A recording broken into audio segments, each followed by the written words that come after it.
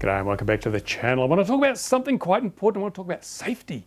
Yeah, I'm always talking about safety. And although Mike the reviewer says in the comments that I'm a hypocrite because I preach the rules and then I break them, no, he's actually quite wrong, because I don't preach the rules. In fact, I've said on many occasions I think a lot of the rules are wrong. They're not really fit for purpose. What I preach is something completely different. I preach safety. I preach don't rely on rules. Don't expect some faceless group of bureaucrats in some darkened office with a table littered in donut crumbs and spilt coffee. Don't expect them to know how to safely fly RC models or drones. They don't.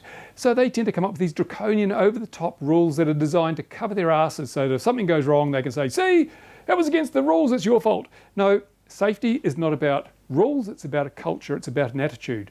It's about a way you think about things. And that's what I try to encourage through these videos is stop and think. Is what I'm going to do possibly going to hurt somebody or damage somebody's property? And those are the key questions. You've got to ask those questions. And if the answer is yes to either of them, then don't do it. Or mitigate those risks. Come up with some strategy for avoiding the risk of hurting somebody or their property. It's really quite simple. It's not a lot to it. But one set of rules does not cover everything. And as I think it was Harry Day, who was a World War I fighter ace, and I've mentioned this before, as he once said, rules are for the guidance of wise men and the obedience of fools. And that's exactly right, because when these people sit around these big tables and come up with these rules for drones and RC models or anything in the world, they assume that everybody is an idiot. And that's the only safe assumption to make, because there are a lot of idiots out there. We've seen that in the headlines, you know, person flies drone down near airport, all that sort of stuff. The idiots, total fools and idiots. So you've got to cater for them. And idiots, they don't really stop and think. So the rules have to sort of be all-encompassing, assuming everybody has no knowledge, skill, understanding, or awareness of what they're doing. And so if you follow the rules, you will do the right thing. But this leaves aside the whole situation where you've got people like myself and many other people like me who have had much experience, far more experience, knowledge, and understanding than anybody making the rules.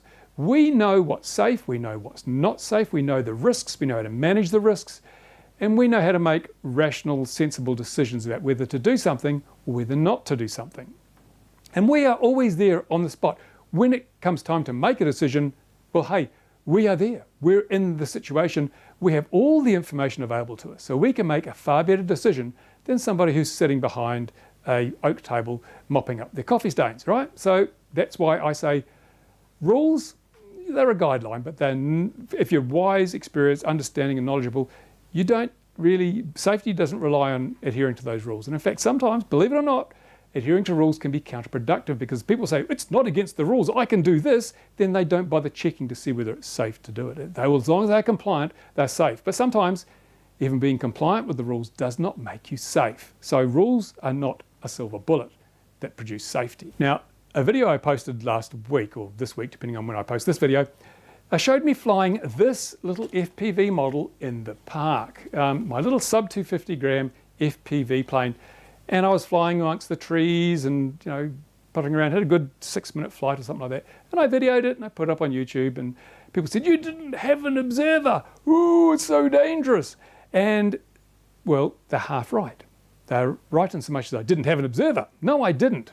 But was it dangerous? No, it wasn't. Oh, seriously.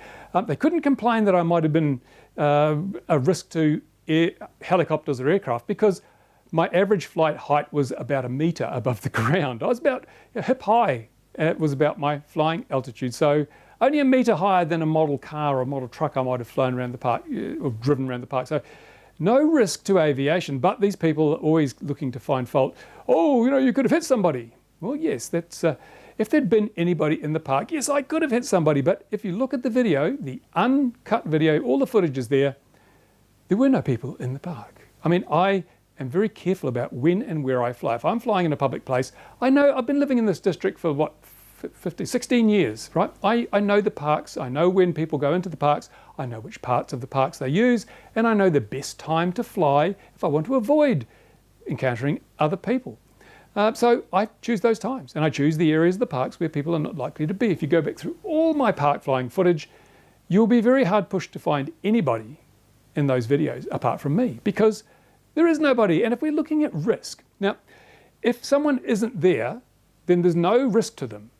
And that includes a spotter. Now, if I had a spotter, when I'm flying there on my own, the only person who is at risk is me. Now, if you put a spotter there, suddenly 2 people are at risk. If something goes wrong and I hit the spotter, oh my goodness, death and misery shall, become the normal thing. But no, the thing is that if the spotter's not there, he can't be hit, he can't be injured. So I've made it twice as safe by having half as many people, right? And there you go. And of course, but people say, oh, but someone could come out from behind a tree that you didn't know was there and you could hit them. And I would say, yes, possibly, but my camera gives me a really good view of what's going on. And if I'm flying any more than a few meters away, my camera is closer to that tree than my spotter would be. And my spotter probably wouldn't see that person until after I'd seen them on the FPV camera. So it's putting somebody, my spotter, at risk when they don't need to be. But let's talk about the risk. I mean, this is the thing that I really want to talk about. I made this plane to be safe. This is designed to be utterly safe. I could not design a safer model than this. Let's talk about the design decisions that were made when I built this thing, when I designed it up. First of all, it's made of foam board. Foam board, as the name suggests, is made of foam. Like Nerf toys, the toys that we give kids that you can even make guns that shoot Nerf bullets, and they're totally safe because they're made of foam. Just like this plane is made of foam. It's not made of steel, it's not made of old knives, it's not made of bricks, it's not made of concrete, it's made of foam, and therefore it's very soft and flexible and deforms if you hit something. It doesn't cause any injury. And the other thing is that I wanted a plane that if it did hit somebody, and the unfortunate situation where it did hit somebody, wasn't going to expose them to the risk of being cut or hurt. So look where the engine is, where the propeller is, the motor is right in the middle. There's no way you can, if this hits that way or this way or that way, or the propeller is completely isolated from any point of contact. So there's no way you can cut someone. If you had a propeller at the front, then if you flew into someone, the propeller could cut them. And you'd have that heavy motor in the motor shaft. But this one, the motor is cosseted away. It's protected by inches and inches of foam all around. It's not going to hurt anybody. And the front of the model is foam, energy absorbing. We've seen that. I've crashed this into trees. I've crashed it into the ground from a height, straight down, bonk. No, foam deforms slightly and it actually comes back to shape. It's designed to absorb energy and it's designed that only foam will contact anything that it hits.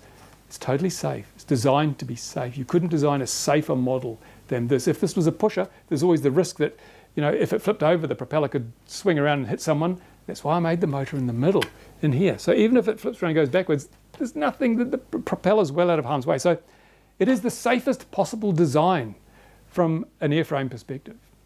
And then we look at the weight. It is sub 250 grams. Now, that means that when it is flying, and it flies very slowly when you want it to, as you saw in the video, it's flying very slowly. When you fly it slowly, it has no energy. There is no energy to be transferred. And the reason people get injured when they get hit by things is because the energy of the moving object is transferred to their body and it breaks bones or it causes concussion or bruises or whatever causes lacerations. But if you have no energy to transfer, then the risk is virtually zero. And so I thought I would do some science. I got some everyday objects. So obviously I've got my FPV plane, the dangerous baby-killing FPV plane, and I got a softball. Look, it's a softball. It's like a baseball, and it's actually quite, probably hear that, it's actually quite a hard ball. They call them softballs, I don't know why, but it's like a baseball, but it's called a softball. People who play these sports can probably enlighten me. And I got, wait for it, I got a soccer ball. This is the most popular ball sport in the world, football sport in the world, soccer ball. And it's obviously much bigger and it's much heavier. Well, it's much heavier than my FPV plane. It's not bigger, but it's much heavier, right? So in a park around here, you will probably find someone throwing one of these, someone kicking one of these, and if it's the right time of the day, me flying one of these. Which is the most dangerous? Which poses the biggest risk to public safety? Well, if you want to find out, go and watch the RC model reviews video I've just put up, all about energy and velocity and mass and how we calculate them and which one of these 3 objects is the most dangerous by a long way, or which is the least dangerous by a long way. You might be surprised, you might not be, but go and have a look at that video now. I've linked to it in the description of this video. Go and click on it. Go and see some science over at RC Model Reviews, which is where I do my whiteboard videos and make you learn stuff. There you go. Come back and leave a comment on here afterwards if you like, but go and learn some science. Hopefully you'll find it fun, interesting, and educational. In the meantime, to the people who say, this is too dangerous, I say, learn some science. Instead of don't be an idiot. Don't just be stupid because you can be. Go and learn some science and make an educated comment about the real risks of something like this in our parks. And if you're a regulator, if you are an airspace regulator and you're worried about the risks of these models, here's your answer. It's safer than you might think. And if you're a councillor in a local city or town and you want to ban models from the parks, well, if you're going to ban models, you have to ban a lot of other stuff, or you can be seen yourselves as being hypocrites. There you go. Thanks for watching. Thumbs up if you like the video. If you don't like it, tough. And if you're not a subscriber, subscribe, because there's all sorts of quirky stuff on this channel. And so there, I might go and throw some balls around and be exceedingly dangerous in the process. Thanks for watching. Bye for now.